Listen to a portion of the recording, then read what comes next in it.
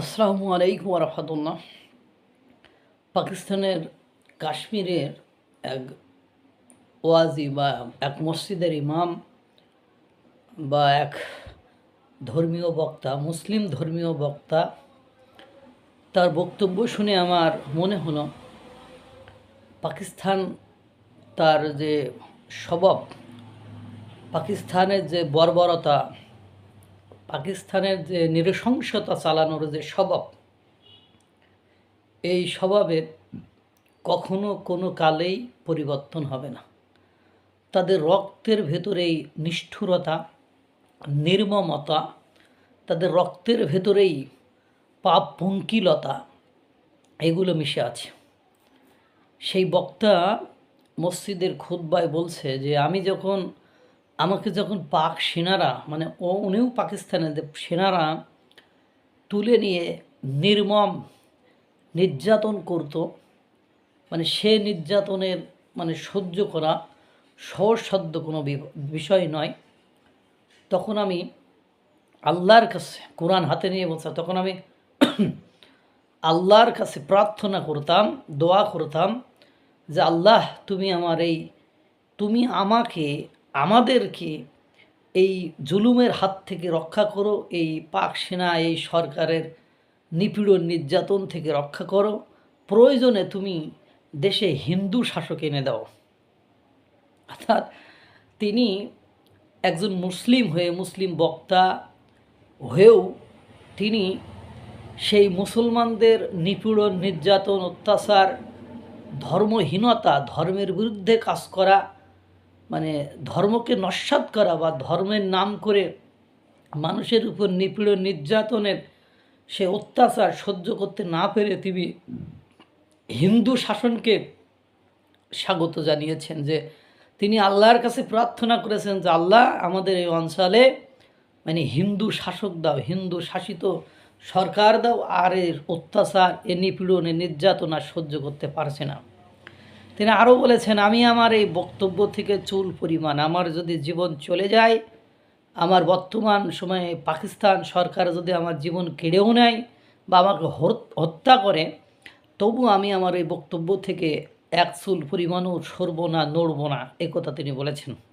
আপনারা জানেন, ইতোমধ্যে পাকিস্তানের আজাদ কাশ্মীর অঞ্চলে আপনার বিদ্রোহী গোষ্ঠীরা, অর্থাৎ পাকিস্তানের এই শাসকদের অত্যাচারে অতিষ্ঠ হয়ে তারা এখন স্বাধীনতা অর্জন করতে চায় ও অন্যদিকে তারা ভারতের সাথে একীভূত হতে চায়। তারা আর ওই নিষ্ঠুর, নিপীড়ন, নির্যাতনকারী, অত্যাচারকারী পাক সেনার, পাকিস্তানের ওই সরকারের অধীনে থাকতে চায় না। দেখেন, এই ধরনের অত্যাচারের কথা আমরা কিন্তু 1971-এর আগ পর্যন্ত শুনেছি। 1947 সাল থেকে 1971 সালে 16 ডিসেম্বর পর্যন্ত যে ইনফ্লিক্টেড টর্চার, মুসলমান হয়ে, একটি মুসলমান দেশ হয়ে, মুসলমান শাসক হয়ে অন্য মুসলিমদের উপর চালাতে পারে, এটা 1947 সাল থেকে 1971 সাল পর্যন্ত বাংলাদেশের পাকিস্তানি শাসনামল দেখলেই বোঝা যায়। পাকিস্তানকে অর্থনৈতিক, সাংস্কৃতিক, রাজনৈতিক, সামাজিক সব ধরনের নিপীড়ন, নির্যাতন, অত্যাচার এই পাকিস্তান মোহাম্মদ আলী জিন্নার ধর্মের উপর ভিত্তি করে ভাগ হওয়া রাষ্ট্রটি পশ্চিম পাকিস্তান, পূর্ব পাকিস্তানের উপর চালিয়েছে। একজন মুসলিম কখনোই আর একজন মুসলিমের শস্য দানা পরিমাণ যদি সম্পদ ফাঁকি দেয়, তাহলে তার জন্য জান্নাত হারাম হয়ে যায় এক কথায়।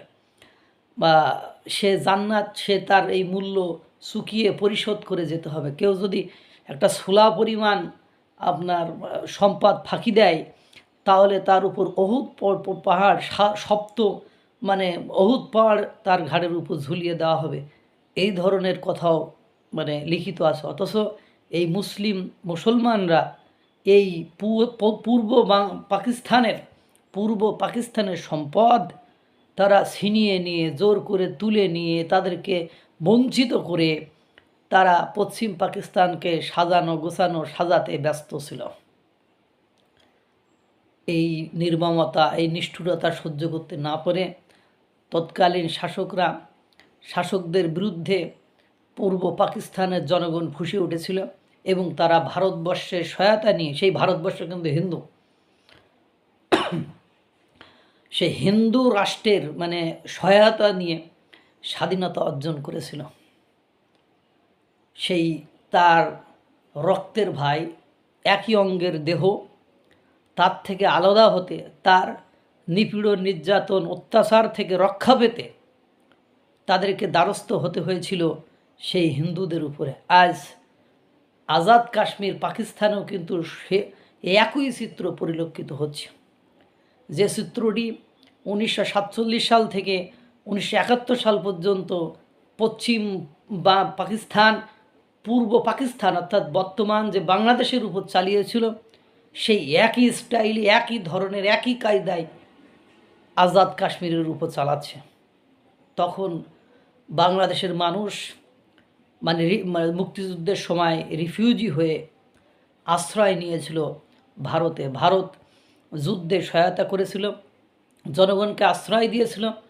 ভারত বাংলাদেশের স্বাধীনতার জন্য সর্বাত্মক সহায়তা করেছিল। আজ আজাদ কাশ্মীর অর্থাৎ কাশ্মীর বাংলাদেশের মতো পাকিস্তানের অত্যাচার, নিপীড়ন, নির্যাতন, শোষণ, বঞ্চনা থেকে রক্ষা পেতে ঠিক আপনার ভারতের শরণাপন্ন হচ্ছে। তারা ভারতের অমুসলিম একটা রাষ্ট্র, হিন্দুদের শাসন ক্ষমতায় যেতেও তারা মানে রাজি, কিন্তু এই পাকিস্তানের মুসলিম দেশ মানে জিহাদি এই মুসলিম সরকার এর সাথে থাকতে রাজি নয়। তাহলে বোঝেন যে সেই দেশের শাসক তার জনগণকে মানে অর্থনৈতিকভাবে তো ধ্বংস করে ফেলেছে, রাজনৈতিকভাবে তো ধ্বংস করে ফেলেছে, সংস্কৃতিগতভাবে ধ্বংস করে ফেলেছে। এখন মৌলিক অধিকার যেগুলো আছে সেগুলো থেকেও বঞ্চিত করে তাদেরকে শেষ করতে চাচ্ছে। না পেরে যে মুসলিম আর এক মুসলিমের জন্য জীবন দেওয়ার কথা, সেই মুসলিমরা এখন হিন্দু শাসন চায়। সেই বাংলাদেশের মতো হিন্দুদের সমর্থন নিয়ে, হিন্দুদের সহায়তা নিয়ে তার মুসলিম ভাই, সেই অত্যাচারিত ধর্ষক সেই ভাইকে তাড়াতে হয়েছিল, অথচ মানুষ এটা ভুলে গিয়েছে। আজ আজাদ কাশ্মীর ঠিক বাংলাদেশের মতো জায়গায় এসে দাঁড়িয়েছে, বাংলাদেশের মতো পরিবেশ মোকাবেলা করছে। এই ধর্মীয় বক্তা, এই ইমাম বা খতিব, মসজিদের এই ইমাম বা খতিব, তার বক্তব্য থেকে এইটি স্পষ্টভাবে প্রতীয়মান হয় যে আজাদ কাশ্মীরের উপর নিপীড়ন, নির্যাতন চালাচ্ছে ঠিক বাংলাদেশি স্টাইলে পাকিস্তান। আল্লাহ তাআলা সকলকে সঠিক হেদায়েত এবং বুঝদান করুক, ভালো রাখুক, সুস্থ রাখুক। আসসালামু আলাইকুম ওয়া রাহমাতুল্লাহ।